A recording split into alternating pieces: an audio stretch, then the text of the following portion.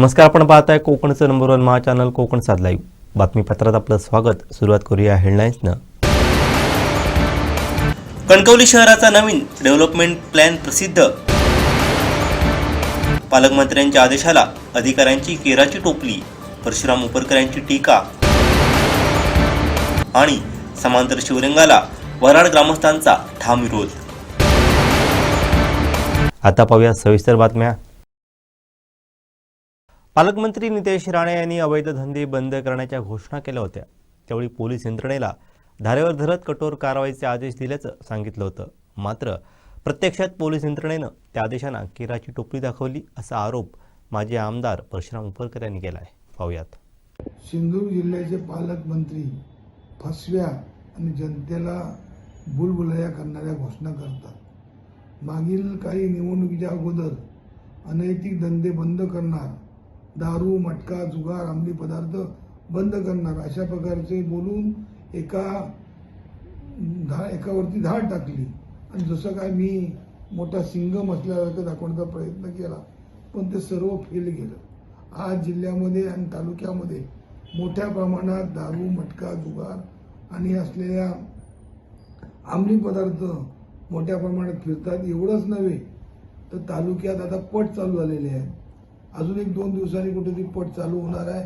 त्यासाठी 2 पोलिसांनी 50,000 रुपये महिन्याला की दिवसाला मागितले तेवढं कळलं नाही, पण ही माहिती आमच्याकडे आलेली आहे की अशा प्रकारचं माळावर चालणारे आता पट परत चालू होणार आहे. याचाच अर्थ जिल्ह्यात मोठ्या प्रमाणात अनैतिक धंदे या ठिकाणी चालू आहे.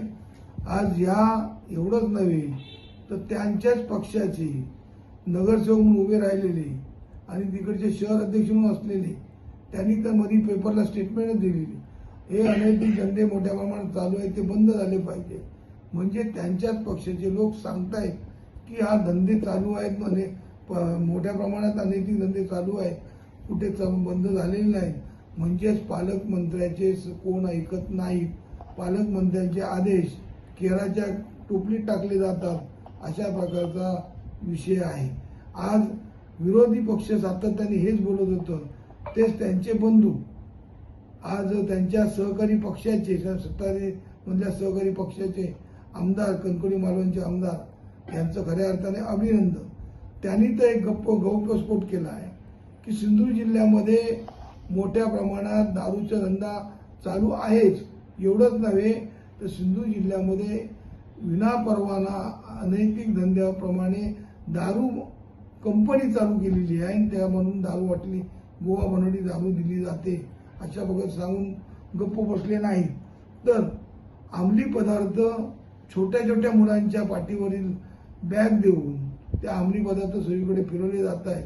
पण पोलीस यंत्रणा फक्त अंमली पदार्थाचे लोकांना पकडल्यासारखे दाखवत आहेत, पण ते मूळ पदापर्यंत जात नाही. जी मागणी आम्ही आतापर्यंत करत होतो तीच मागणी आता त्यांचे सहकारी आणि त्यांचे असलेले सख्खे भाऊ सभागृहात राज्यपालांच्या अभिभाषणाच्या वेळी बोलून दाखवलं. याचा अर्थ त्यामुळे खऱ्या अर्थाने त्यांचं अभिनंदन की जिल्ह्यातल्या विरोधी पक्षाचा आवाज त्या सभागृहात सत्ताधारी पक्षाच्या आमदारांनी उचलला, त्याबद्दल त्यांचं अभिनंदन.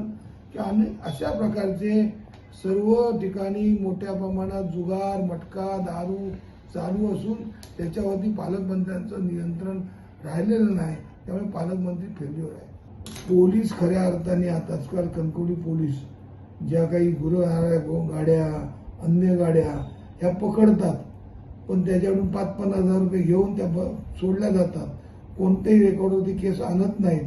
अशा प्रकारची आता कणकवली पोलीस स्टेशनला पण टोळी निर्माण झालेली आहे.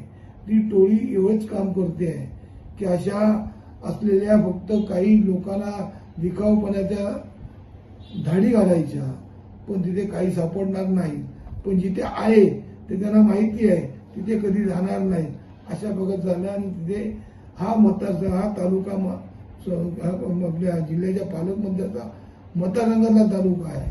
त्यामुळे पालकमंत्र्याचा वचक जिल्ह्यावरती राहिलेला नाही, अधिकाऱ्यांवरती राहिलेला नाही.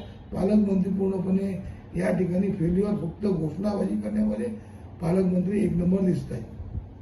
लोकवस्तीत गव्यांचा वाढता वावर सध्या पाहायला मिळतोय. पाहूयात.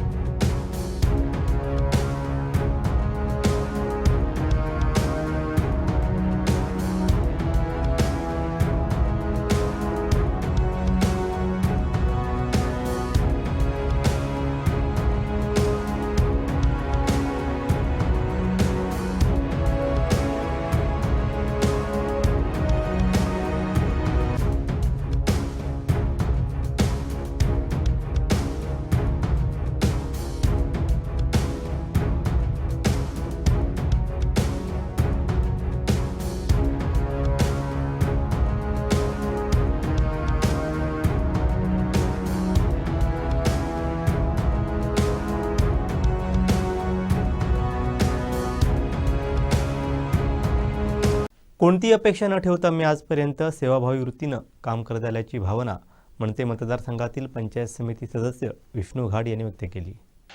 माझं नाव विष्णू बाबाजी घाडे. 1994 पासून राजकारणात काम सुरू झालं. पहिल्यांदा ग्रामपंचायत निवडणूक 94मध्ये लढवली आणि पहिल्या टप्प्यात सरपंच म्हणून काँग्रेसच्या पदावर विराजमान झालो. त्यावेळी माझ्यासोबत कृषी सभापती भगवान गरव, उपसभापती कुमार राणे, जिल्हा परिषद सदस्य सरवणकर, माजी सभापती, हे सर्वच माझ्यासोबत होते. त्यांच्या सहकार्यातनं आपण राजकारणात पुढे वाटचाल सुरू केली. त्यानंतर 5 वर्ष सरपंच पद काम, चांगल्या विविध प्रकारचं काम, बरेचशा योजना गावात आणण्याचे प्रयत्न सुरू केले. पहिलं काम शाळेची जी इमारत होती ती नादुरुस्त होती आणि बरेच मुलांचे धोकादायक प्रश्न होते इमारतीचं काम पहिल्यांदा हाती घेतलं. त्याच्यानंतर ते शाळेवरती एक झाड, असं झाड होतं मोठं की इमारत जीर्ण होईल, आणि ते सुद्धा तहसीलदार किंवा वन खात्याचं परमिशन घेऊन ते सुद्धा झाड तोडण्याचं त्या गावाच्या सहकार्यानं काम केलं. ते शासकीय असून तर प्रायव्हेट न विचार करता मुलांचा जीव महत्त्वाचा या विषयावर आपण ते धोकादायक काम पहिल्यांदा काम केलं. त्याच्यानंतर 5 वर्ष पुन्हा 5 वर्ष ग्रामपंचायत सदस्य म्हणून राहिलो आणि जिल्हा परिषद निवडणुका लागली. राष्ट्रवादीतून निवडणुका लढवली. त्यावेळी देवगडात हजर झाले. त्यानंतर राष्ट्रवादीतला निवडणूक कुलदीपेढेमार्फत लढवली आणि थोडेशा मतात पराभूत झालो.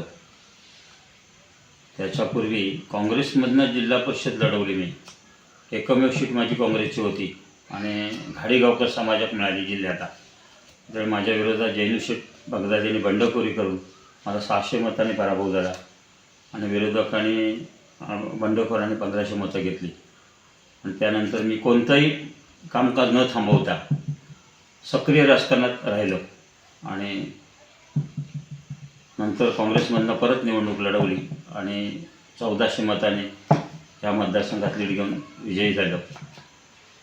त्या सभागृहात गेल्यानंतर पहिलं काम मौन पडेल हॉस्पिटल हे किती वर्षा थांबलेलं होतं आणि त्या कमिटीत मी अध्यक्ष असल्यामुळे मला ते लोकांनी प्रश्न विचारला, हे इमारतीचं काय होईल. मी म्हटलं सभागृहात गेल्यानंतर पहिल्यांदा मौन PSCचा विचार केला जाईल, त्याचा पाठपुरावा करून माझ्याच कारकिर्दीत त्या इमारतीचं उद्घाटन झालं आणि आज ती कार्यरत इमारत, त्याचं लोकांनी चांगल्या प्रकारे फायदा होतो आहे. गावामध्ये नळ योजनेचं पाणी नव्हतं, पाणी होतं पण वाहत होतं पाणी. गेली 40 वर्षाची नळ योजना जीर्ण झालेली. माझ्या कारकिर्दीत मी परत ती नळ योजना 32 लाखाची मंजूर करून गावात घरोघर पाणी देण्याचं काम प्राधान्य काम केलं. पणसगाव PSCमध्ये OPDमध्ये पेशंट ॲडमिट का डिलेवरीसाठी रूम नव्हती. कोणतीही मागणी नसताना ग्रामस्थांची मी माझ्या स्वतःच्या त्याला 15 लाखाची इमारत तिथं त्या पणसगाव PSCला दिली. अशी अनेक कामं माझ्या माध्यमातून मतदारसंघात. बापड्याच्या हायस्कूलमध्ये रस्ता नव्हता, चिखलातनं मुलं जात होती, तो सुद्धा प्राधान्याने त्या हायस्कूलला रस्ता देण्याचं काम केलं. अनेक पाडगावमध्ये विहीर असेल, बापड्याला असेल, मोंडला असेल, बऱ्याच लोकांचे पाण्याचे प्रश्न सोडवण्याचं काम सभागृहात जाऊन केलं. त्यानंतर गोवळकिटाचे पाडगाव हा ॲट अ टाईम रस्ता 1,50,00,000 रस्ता माझ्या माध्यमातून ह्या रस्त्याचं काम केलं. सत्यलिखी ते तांबेवाडी जोड रस्ता, तो रोजगार मिळतना मागणी केली आणि तो पूर्णत्व असणार. आज ते सुद्धा वाहतूक चांगल्या प्रकारे रस्ता मला म्हटलात तर जिल्ह्यामध्ये एकमेव रोजगार मिळता रस्ता असेल की तो कार्यरत आहे. अशा पद्धतीचं सातत्याने काम ठेवल्यानंतर गेली 5 वर्ष महिला आरक्षण झाल्यानंतर मी थांबलो. 5 वर्ष निवडणूकच नव्हती, सभागृहात कोणच नव्हतं, प्रशासकीय राजवट होती. अनाजाऊन परत निवडणूक लढवावी लागली. त्याआधी मी एक प्रशासकीय काम म्हणून शासनाच्या लोकांना तहसीलदारकडे काम, BDOकडे, पोलीस स्टेशनला माझं काम चालूच होतं. शिक्षण संस्थेचा मी उपाध्यक्ष होतो, पणसगाव पंचायत शिक्षण संस्थेचा 5 वर्ष बिनविरोध म्हणून होतो. सोसायटी वेळगाव ग्रुप विकास सोसायटीचा चेअरमन होतो, आजसुद्धा सदस्य म्हणून आहे बिनविरोध. पावनादेवी देवस्थान कमिटीचा गेले 15 वर्ष अध्यक्ष आहे, बिनविरोध आहे. अशा प्रकारची या सेवेत काम करताना लोकांना घेऊन, एकट्यानं लोकांना सगळ्यांना सहकार्य घेऊन लोकांचं काम करण्याची माझी पद्धत आजही चालू आहे, पुढेही राहील. आत्ताच जिल्हा पंचायत समिती जिंकल्यानंतर आत्ताच काम सुरू होतं. कालसुद्धा मी मोटाडमध्ये पाण्याने बिडवांना फोन करून ते सुद्धा पाण्याची त्या मोटाड राणेवाडीची व्यवस्था कालच फोन करून ते काम सुरू केलेलं आहे. पुढेसुद्धा 5 वर्ष अशा पद्धतीने ज्या मतदारसंघाच्या बाहेरसुद्धा जाऊन आपण लोकांना सेवा देणार आहोत. अनेक प्रश्न लोकांचे जे आहेत ते मार्गी लावण्याचं काम माझ्या माध्यमाने त्या प्रशासनाला हातात धरून करण्याचं काम करेन एवढं सांगतो. आणि कुडाळ तालुका पत्रकार समितीच्या वतीने आयोजित सोहळ्यात ज्येष्ठ पत्रकार आणि विविध क्षेत्रातील गुणवंतांचा मान्यवरांच्या हस्ते गौरव करण्यात आला. पाहूयात.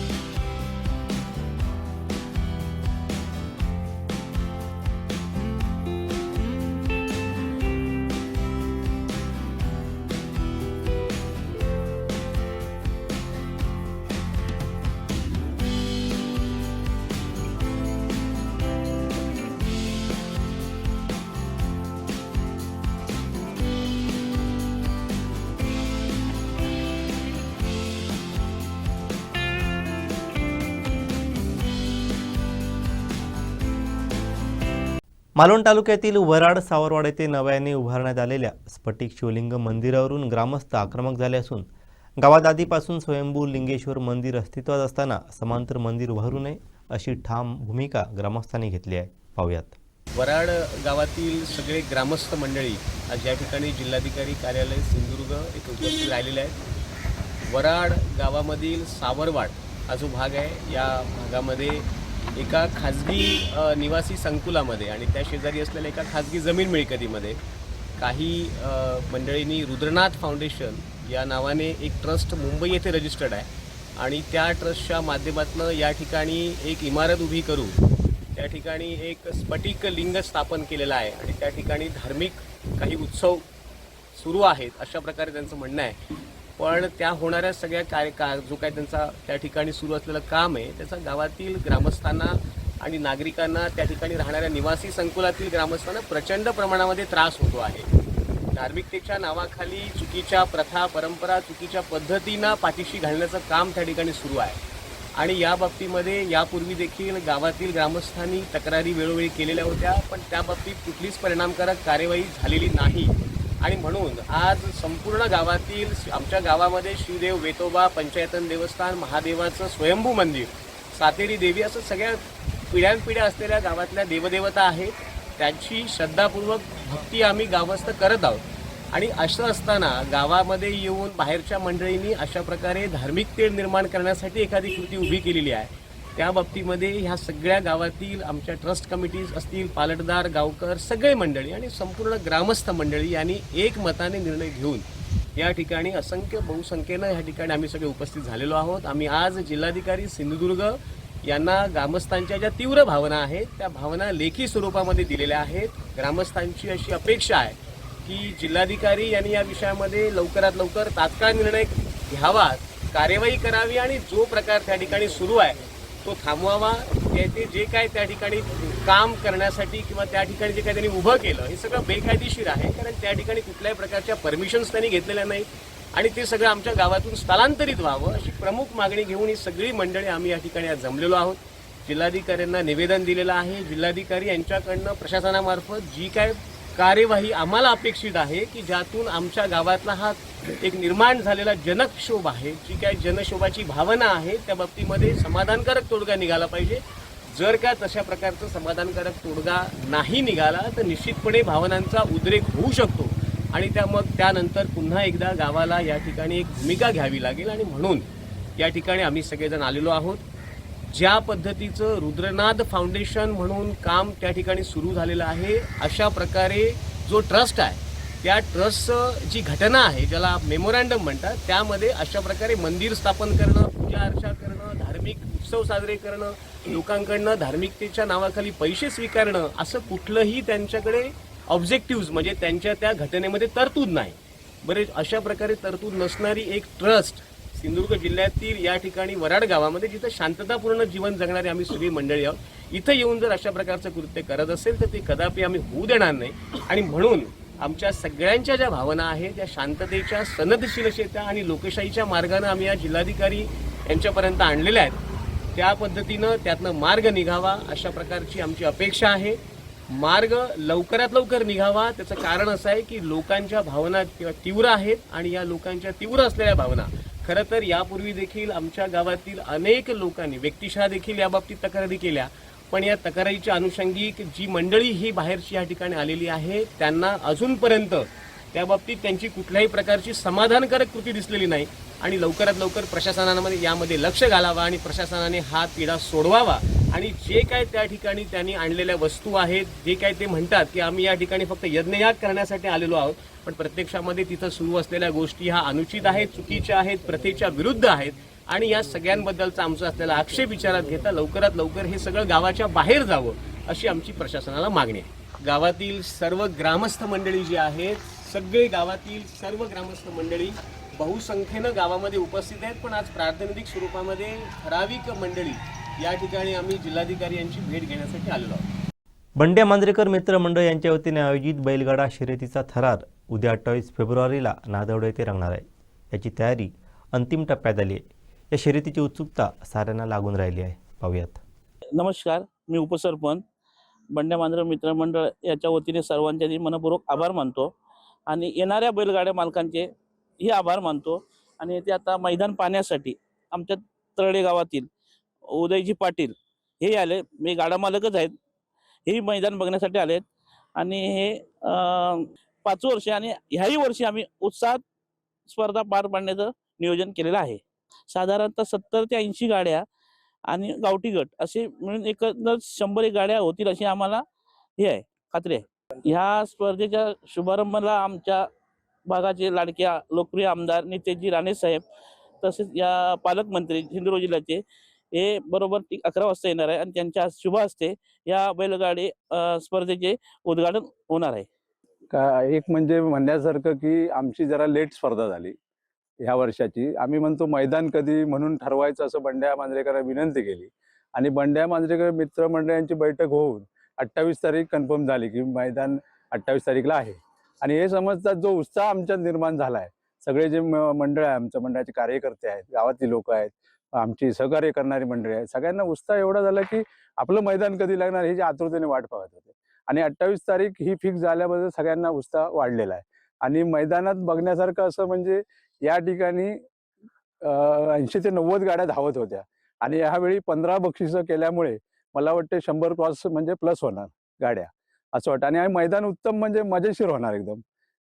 कुठून बैलगाडा या पूर्ण राज्यातून बैलगाडा इथे येतात. कोल्हापूर म्हणा, राधानगरी म्हणा, आपले संगमेश्वर, इतर आपल्या सिंधुदुर्ग जिल्ह्यातून सगळीकडून गाड्या या ठिकाणी हजर होतात रात्री. दर्शकांना आवाहन करू की सर्वांनी या स्पर्धेसाठी चांगलं सहकार्य करावं आणि जी नियम आहेत की बाबा आपण ट्रॅक पासून जरा थोडंसं लांब राहावं, आपण आपल्या याची सगळ्यांनी काळजी घ्यायची आहे. बैल इकडे तिकडे धावू शकतात, सगळ्यांनी काळजी घेऊन या स्पर्धेला सहकार्य करावं ही विनंती आहे सगळ्यांना. बंड्या मांजरेकर मित्रमंडळ आयोजित बैलगाडा शर्यत शनिवारी 2 गटात होणार आहे. या स्पर्धेतील सहभागी बैलगाडी मालकांना बक्षिसे मिळवण्याची मोठी संधी आहे. या बक्षिसांचं कोण मानकरी ठरतात हे पाहणं औत्सुक्याचं ठरणार आहे. पाहूयात. या ठिकाणी उद्या बक्षीस वितरणासाठी आधी उद्घाटनासाठी मंत्री पालकमंत्री नितेशजी राणे साहेब आहे. त्याच्यानंतर बक्षीस वितरणासाठी निलेशजी राणे या ठिकाणी उपस्थित राहणार आहेत आमदार.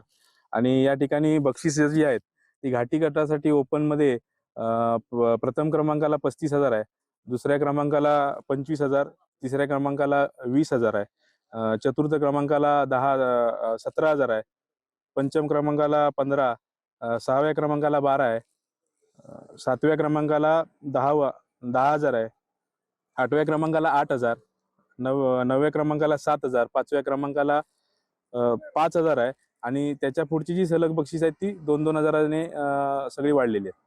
2-2 हजार 2-2 हजाराची 15 पर्यंत केलेली आहेत. त्याच्यानंतर गावठी गटाला 5,000 पहिला आहे, 2 नंबरला 3,000 आहे, 3 नंबरला 2,000 आहे आणि उत्कृष्ट जाकी म्हणजे चालक त्याच्यासाठी 2,500 रुपये मानधन आहे आणि उत्कृष्ट बैलजोडीसाठी एक 2,500 रुपयाचं हे आहे, बक्षीस आहे. हे सगळं एक 20 बक्षिसांचं आहे. या ठिकाणी लॉटरीज आहे म्हणायची शेतकऱ्याला. जो या ठिकाणी चांगल्या मनाने आणि चांगल्या ह्याने खेळेल तोच या गुलाबासाठी पात्र होणार आहे. आणि सर्व बैलगाडी मालकांना विनंती आहे की चांगल्या ईर्षेने, चांगल्या कुठचा वाईट हेतू न ठेवता या मैदानात उतरायचं आहे आणि या स्पर्धेची बक्षीस आहे ती पटकवायची आहे.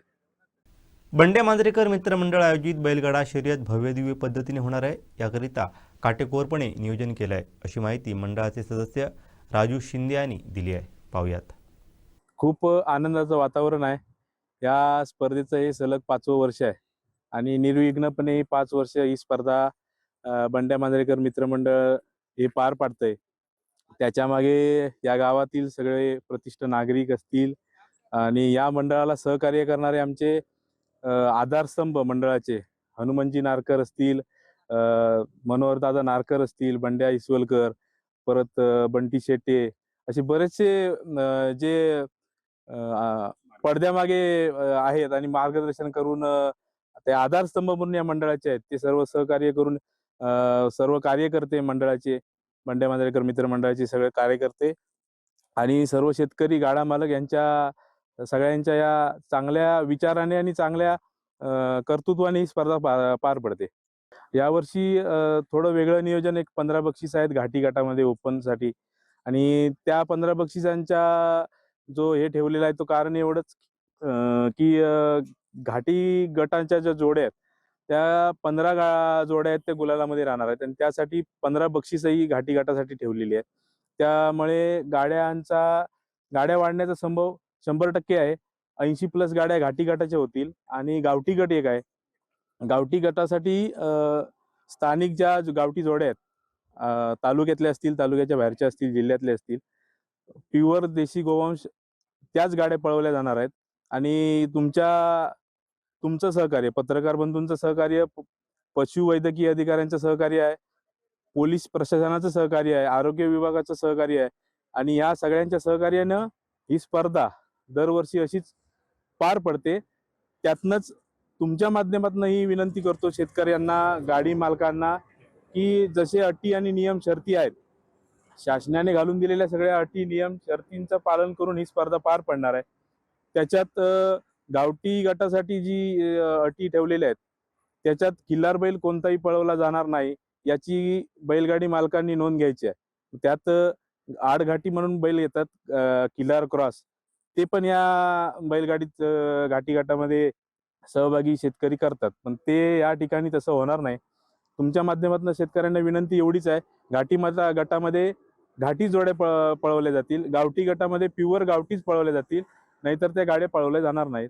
आणि ही स्पर्धा अशीच जर लोकांचं सहकार्य असंच दरवर्षी आम्हाला लागलं, आमच्या मान्यवरांचं, आमच्या उद्योजक जे आमच्या मागे आहेत, आमचे आधारस्तंभ आहेत, ते असेच आमच्या दरवर्षी मागे राहिले तर ही स्पर्धा दरवर्षी अजूनही मोठ्या स्वरूपाची होत जाईल. वेगळं नियोजन होतं यावर्षी सेकंद मैदानाचं, ते पण पुढच्या वर्षी कदाचित पूर्ण होईल. तुमचं सगळ्यांचं सहकार्य आहे. पत्रकार बंधू तुम्ही आहात, सगळेच सोशल मीडिया, परत आमचे आधारस्तंभ या ठिकाणी आमच्या मागे उभे आहेत. त्यांनी आम्हाला, म्हणजे मला तर बोट धरून जग दाखवलं ते उदयनाना पाटील आमच्या मागे उभे आहेत. असेच कायम मागे उभे असतात आमच्या मंडळाच्या, प्रत्येक वेळी सहकार्य असतं त्यांचं आणि त्यांचंच बोट धरून आम्ही हे सगळं करतोय आणि ही स्पर्धा यशस्वीरित्या त्यांच्या मार्गदर्शनाखाली आम्ही पार पाडतोय. कोकण मराठी साहित्य परिषद शाखा सावंतवाडी व स्टेपिंग स्टोन ग्लोबल स्कूल यांच्या संयुक्त विद्यमानं मराठी भाषा गौरव दिवस मोठ्या उत्साहात संपन्न झाला. यावेळी चिमुकले यांची ग्रंथदिंडी खास आकर्षण ठरली. महाराष्ट्रातील संत परंपरेचा जागर या निमित्तानं पाहायला मिळाला.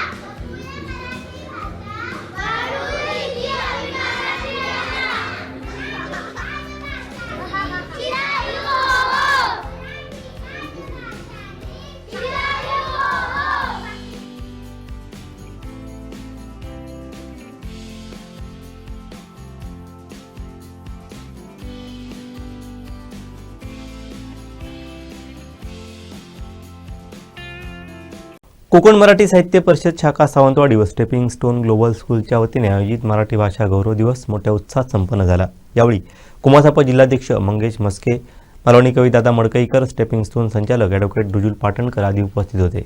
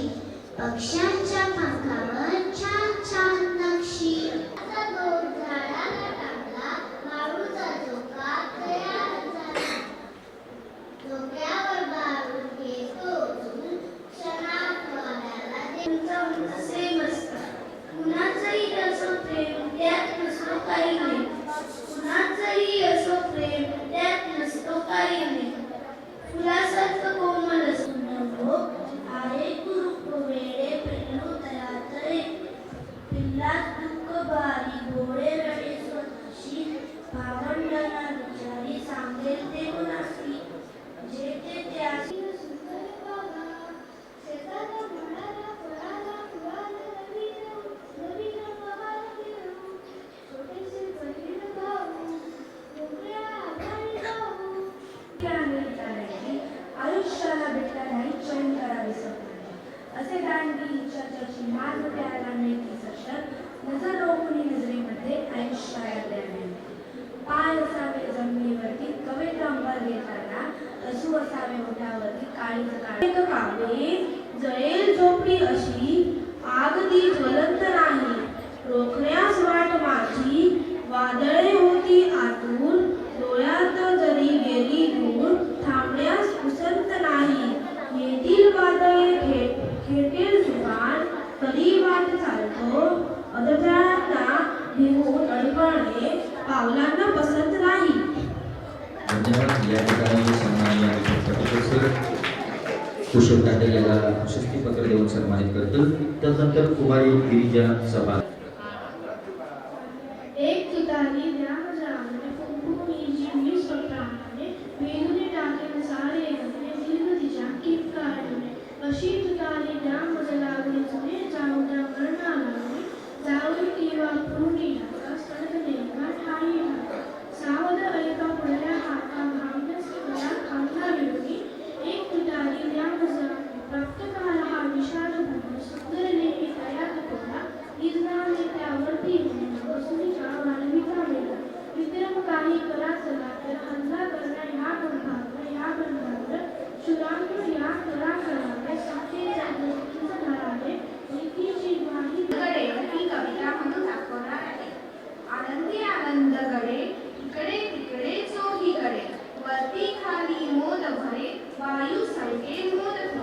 जगातला विशाल फुलला स्मरण जागता गतसारणाचे स्मरण जागता दाटून येते मनामध्ये भय पान हे नवे येत तरी का असेल काही प्रसन्न आशय अखंड पण पूजे वाचून जग चालायचे नाही. फुलांनी हे आनंदाने मान्य केले, पण जसा जसा एक एक ओबड दोबड दगड नाजूक फुलांवर पडू लागला तसा त्या फुलांचा चोळामोळा आमचे गुरुजी शिक्षण देते हे प्रेम करायला किती भवती पाहून आता घालून हात त्याच्या रावर येथे बिंदू प्रेमाचे गाठ धरले. प्रसाद म्हणून भांड्यांमध्ये पाणी थोडे ठेवले, प्रसाद म्हणून पात्यांमध्ये पाणी थोडे ठेवले.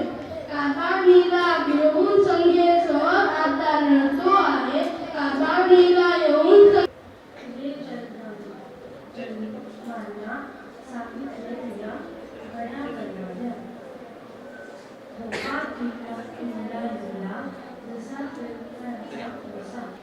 वल्लवले नाकवा अशीच औचित्य भेटून जा असे नमी ही अतिशय प्रसिद्ध चित्रपट गीते आहे. रेशमाच्या रेखाने ही चाल तुरु तुरु मी डोलकर आणि अने साहित्यहासी पौराणिक पात्रांचे मानवी दृष्टिकोनातून विश्लेषण करण्यासाठी ओळखले जातात. त्यांनी लिहिलेल्या कादंबऱ्या मृत्युंजय, छावा, युगंधर, कवळसे, मोरावळा ह्या होत. त्यांना युगंधर या कादंबरीसाठी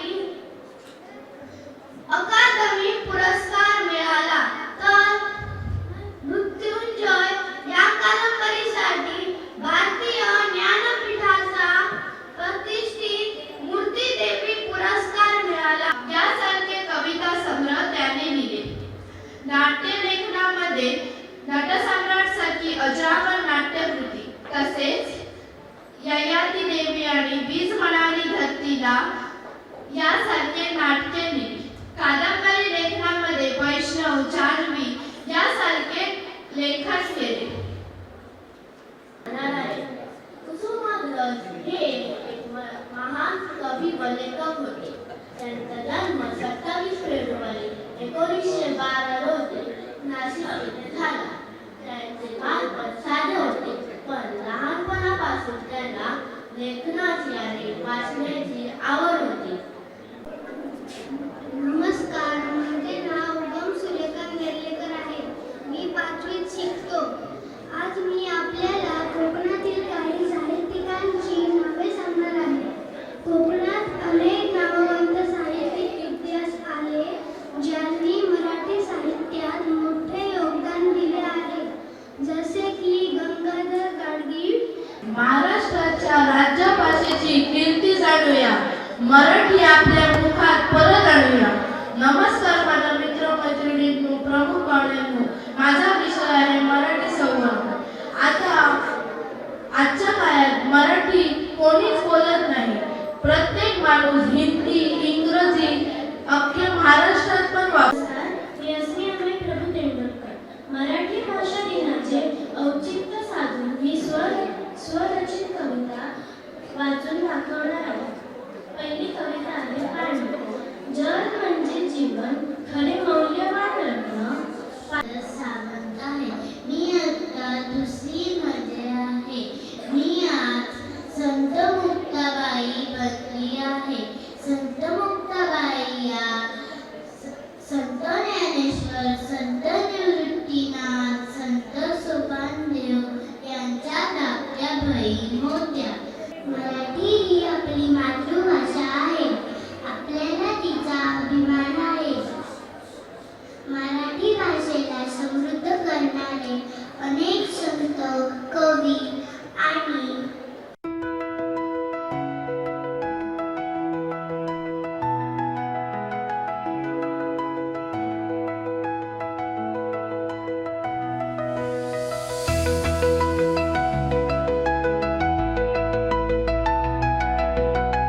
आज या कार्यक्रमांतर्गत छोट्या छोट्या 1ली पासून 7वी पर्यंतच्या मुलांनी सकाळच्या ग्रंथदिंडीपासून स्वलिखित कविता म्हणा, छोटे छोटे लेख, कथा यांचं प्रदर्शन सुद्धा मांडलं होतं. आणि या व्यासपीठावर येऊन जे लहान मुलांनी सादरीकरण केलं ते खरोखरच कौतुकास्पद आहे.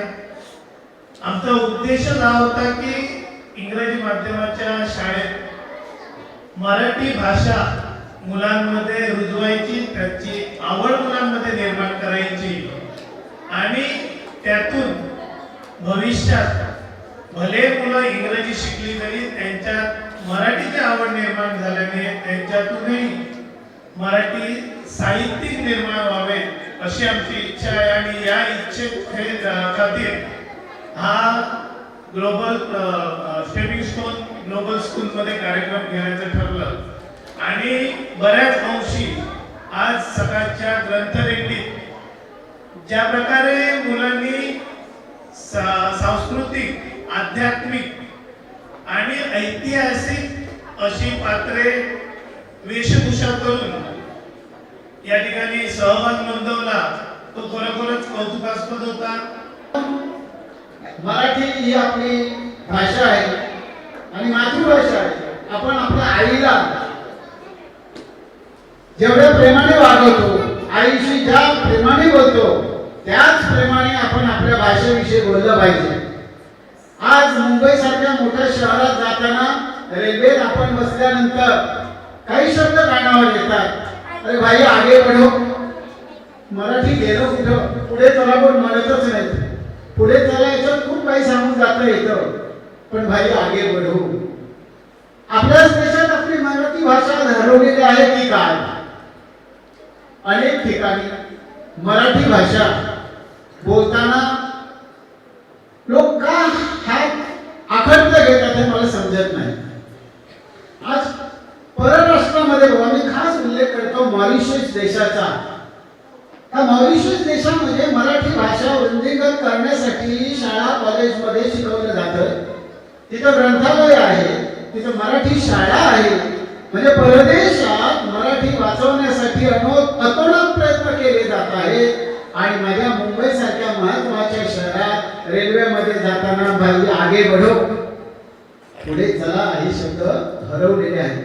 मराठी भाषेत अनेक शब्द आपण हरवलेले दिसत आहेत. इथं बसलेले काही मुलांचं सोडा पण काही मान्यवर लोकांना सुद्धा हे शब्द आठवतील असं मला वाटतंय. तुम्हाला जुने काही शब्द सांगतो. आपला एक गावठी शब्द आहे करती. इथं बसलेल्या बहुतांशी लोकांना गाण्या वगैरे ह्या गोष्टी असं माहीत असते, पण करती हा शब्द जर या मुलांना विचारला तर ते समजणार नाही. न्यून, शिने अशा अनेक शब्द आहेत, जुने शब्द आहेत. ते ज्यावेळी आम्ही अगोदर चुलीवर भात शेअर करायचो त्यावेळी ते शिव वगैरे घेतले जाते आणि ती भाताची वाळण लावली जात होती. आता वाळण म्हटलं तर काय समजणार आहे? मराठी भाषा, मराठी शब्द आम्हीच आमच्याच देशात, आमच्याच राज्यात विसरत चाललोय की काय? मग आम्ही जर हे विसरत असू तर आम्ही आमच्या आईलाच विसरत असू तर आमचा उपयोग तरी काय? मित्रांनो, फक्त एकच लक्षात ठेवा, कधीही आपण आपल्या आईला विसरता कामा नये, तसंच आपल्या मराठी भाषेलाही विसरता कामा नये. शेवटी ठळक घडामोडी पुन्हा एकदा. कणकवली शहराचा नवीन डेव्हलपमेंट प्लॅन प्रसिद्ध. पालकमंत्र्यांच्या आदेशाला अधिकाऱ्यांची केराची टोपली. परशुराम उपरकर यांची टीका. आणि समांतर शिवलिंगाला वराड ग्रामस्थांचा ठाम विरोध. बातमीपत्रात वेळ झाली ते थांबण्याची. पाहत राहा बदलत्या कोकणचा बुलंद आवाज. कोकणचं नंबर 1 महा चॅनल कोकण साध लाईव्ह. धन्यवाद.